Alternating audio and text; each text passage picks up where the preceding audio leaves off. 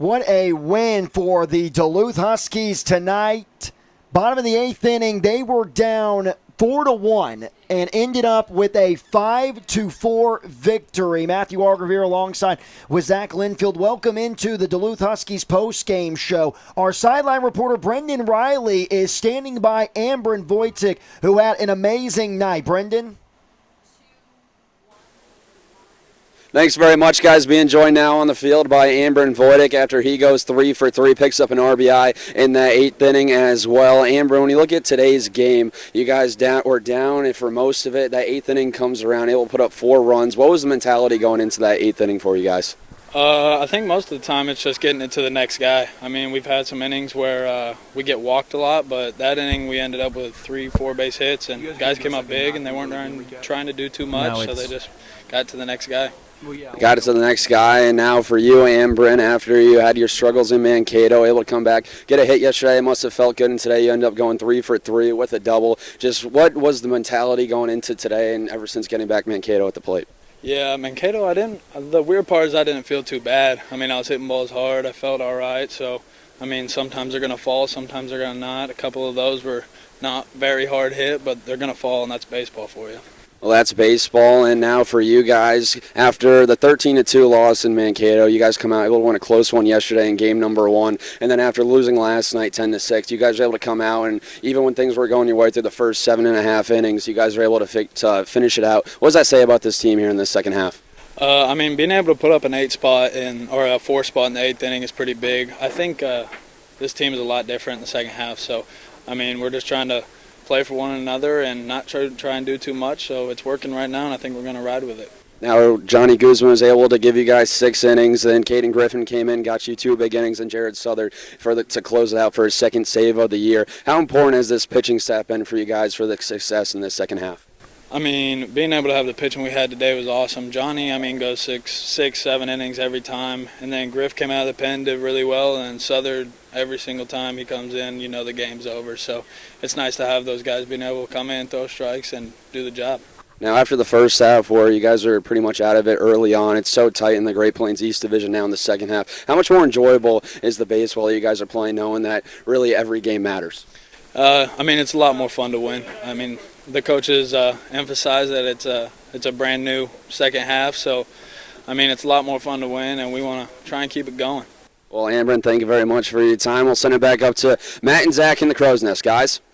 Thank you, Brendan, and man, Ambrin Wojcik, we had an interview with him earlier today, and just getting to speak to him, especially on this great comeback for the Duluth Huskies, was something special.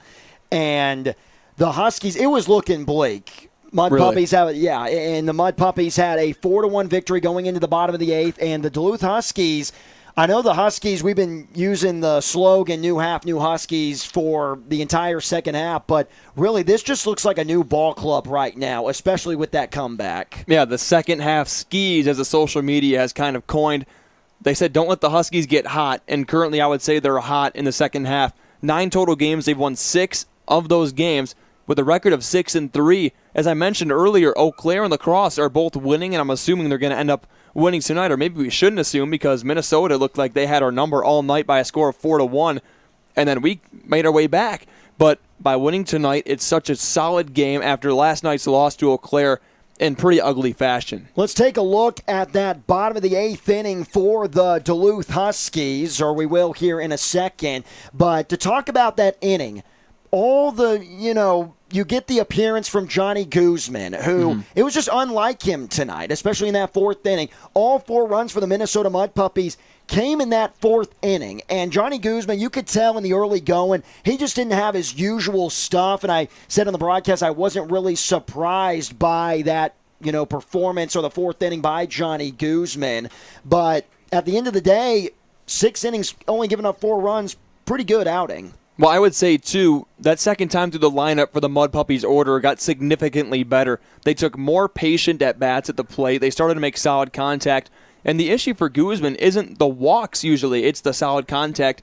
And we saw that get to him yet again. So this time around for the Mudpuppies, they tried to hand him another loss, but then the relief pitching came in and they hold him over until the Huskies offense finally started getting the motor moving. Caden Griffin earns his win today. Now let's take a look at the game recap. This was the first RBI of the ball game in the bottom of the fifth for the Duluth Huskies. A hard RBI sacrifice line out for Ryan McDonald and Mr. Griffin. His first scoreless appearance, and now we get into that big eighth inning. Well, it started with 4 consecutive singles from Ree Brooks, Bovey, and of course Ambrin Wojcik. And then the carousel just started moving. RBIs from Wojcik, Halverson, and Brecker. And then the big one, Ryan McDonald. Fantastic plate appearance, drove it all the way to a full count and got that final RBI that on that walk, straight out of the bullpen from Reed Butts. And we continue to look at the game recap. You get the Ambrin Wojcik. This was a big move or a big swing in the ball game. Was unable to get that easy out at first base. Halverson with the RBI single, and the wheels just fell off for Minnesota. Brian Brecker with a clutch single into right field ties the ball game at 4. And after that, you get the walk from Ryan McDonald to give the Huskies the lead. And when you have Jared Southard closing out the ballgame for the Huskies, it's basically over. And that's what we were really saying on the broadcast. Well, I think I jinxed myself as well because I said, why are we warming up Jared Southard but we're down in a game? Because we had Caden Griffin out there, and this is the first scoreless appearance that he's had. So, number one, props to you, Caden Griffin, for getting through that, earning this W. His record now improves to 2-2, so it's even. But then Jared Southard came into the game, and once he chose the rubber, it's lights out. Oh, obviously the best performance that we've seen from the freshman out of Missouri. Talking about Caden Griffin. This game tonight for the Huskies, I know it's nice to get the comeback in the bottom of the 8th inning, the comeback in the later innings, but the Minnesota Mudpuppies, there's a reason this team only has 4 wins on the year. And everyone in the Great Plains East Division, Waterloo, they already have a playoff spot locked up. And Minnesota, they're unable to go just because that's how the Northwoods League are doing. They're doing with the expansion team this year. All 36 games for the Minnesota Mudpuppies are on the road. So it's a 3-team race when you really look at things in the second half between the Loggers and the Express and the Duluth Huskies. And every team in the Great Plains East Division looks at this Mudpuppy series as a must-sweep. And that's how you have to look at things. And if the Duluth Huskies were to drop Game 1 and kind of lose some momentum going into Game 2 tomorrow and they pick up that loss, that ruins your great second-half start. But we can all put that behind us because of the comeback here tonight. I mean, they only have the opportunity to play lacrosse 2 more times. That's it between the teams that they're competing for in that spot. Minnesota obviously does not have a postseason spot available to them.